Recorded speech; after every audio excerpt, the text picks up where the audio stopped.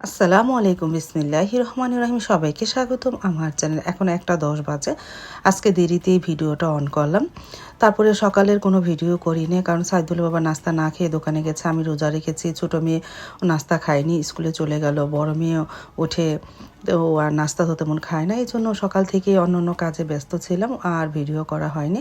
এখন দুপুরে রান্নাটা বসিয়ে দিই, এই জন্য ভিডিওটা শুরু করে দিলাম। সকাল না, সরি, দুপুর 1:10 থেকে ভিডিওটা অন করলাম। ভাত বসিয়ে দিলাম, লাউ ডাল রান্না করব। আর এই চুলায় শাক ভেজে নিতেছে। আমরা তো বিক্রমপুরেরা এই শাক মশলাটা খেয়ে থাকি। আর এই রেসিপি যদি জানতে চাও, আমার ডেসক্রিপশন বক্সে দেওয়া থাকবে, তোমরা এই রেসিপি দেখে নিতে পারবা। লাউ ডাল রান্না করব। সাইদুল বাবা আজকে 1টা বাজে যখন এসেছে, তখন নলা মাছ কিনে নিয়ে এসেছে। সে কলপারে নলা মাছ আইসটা তুলতেছে। আমি রান্নাঘরে চলে আসলাম, ভাত বসিয়ে দিলাম, লাউ ডালটা বসিয়ে দিই। আর নলা মাছটা আইসটা তোলা হলে তারপরে আমি কেটে তারপরে হালকা একটু লবণ মেখে রেখে দিব আধা ঘন্টা, তারপরে ভুনা করব। বলতেছে নলা মাছ যেহেতু আনতেছি, বাকিটা ফ্রিজে রেখো আর 4টা মাছ ভুনা করো, দুপুরে খাবো না। তারপরে সেই নলা মাছে আজকে রান্না হবে। তারপরে তো সেই নলা মাছ এই যে লবণ দা রাখলাম, এই কয়েক টুকরা নিয়েছি। আর সারামণির জন্য একটা ভেজে দেবো, অনেক সময় ভোনা মাছটা খেতে চায় না। তারপরে তো ডালটা 3টা সিস হওয়ার পর জালটা নিভিয়ে দিয়ে নামিয়ে মাছটা ভেজে নিতেছি। আর নলা মাছটা হালকাই ভাজা দেবো। সাইদুলের বাবা বেশি মাছ ভাজলে, মানে মাছটা বেশি ভাজলে সে খেতে চায় না, বলতেছে স্বাদ চলে যায়। আর একটা মাছ রেখে দিলাম ভাজার জন্য। আর শাক তো ভাজা হয়ে গেছে, এটা পরে ব্লেন্ডারে ব্লেন্ড করে নিব না। আর এদিকে লাউ ডালটাও হয়ে গেছে, ধনেপাতা দিয়েছে। এখন রসুন আর পেঁয়াজ দিয়ে বাগার দিব।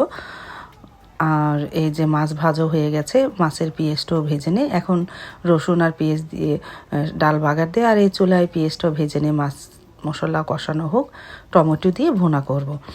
তারপরে তো ডালটাও বাগার দিয়ে ফেললাম। এই যে ডাল বাগার দেওয়া হয়ে গেছে, ভাতও হয়ে গেছে। এখন মাছটা রয়েছে, বেজে গেছে প্রায় 2টার উপরে। আর এদিকে মশলা তো কষানো হয়ে গেছে। এখন মাছটা দিয়ে হালকা নাড়াচাড়া দিয়ে পানি দিয়ে দিব। তারপরে বলক আসলে একটু শাক দিব, শাক দিয়ে ঢেকে আস্তে আস্তে রান্না করে ফেলি তাড়াতাড়ি করে।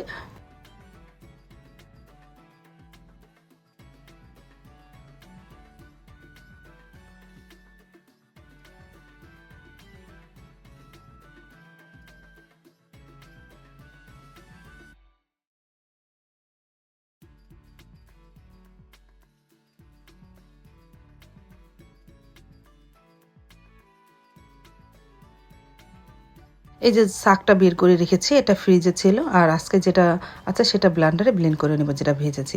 তারপরে তো আলু সিদ্ধ বসিয়ে দিলাম, যেহেতু একটা চুলা খালি আছে। এই আলু সিদ্ধ করে নিই, মিষ্টি আলু সিদ্ধ, অল্প একটু লবণ দিয়ে 2টা সিস হলে জালটা নিভিয়ে দেবো। আর এদিকে তরকারিটা আস্তে আস্তে হয়ে যাচ্ছে। তারপরে তো অবশেষে হয়ে গেল। ভাতটা ড্রয়িং রুমে নিয়ে গেছে, সাইদুল বাবা একাই খাবে। মেয়েদের বললাম, ওরা কেউই খাবে না এখন। তারপরে সাইদুলের বাবা খেতেও বসে পড়েছে, ভাতটা জোড়া দিয়েছে। এই যে গরম গরম ভাত আর গরম গরম তরকারি।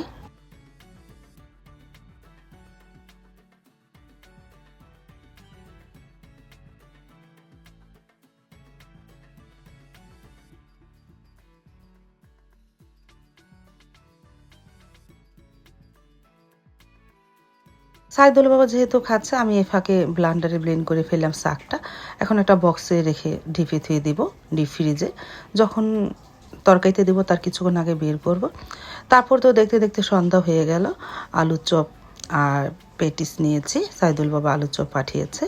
তাই সেটাই নিয়ে আর পেটিস নিয়ে বসলাম ইফতারি করতে। ইফতারি করে নামাজ পড়ে পরে ভাত খাবো না, এখন ইফতারিটা করি না, আজান দিয়ে দিয়েছে।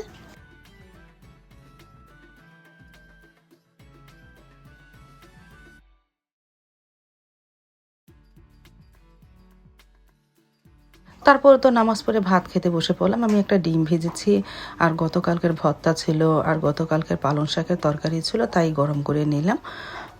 আলহামদুলিল্লাহ বিসমিল্লাহ বলে শুরু করেছিলাম।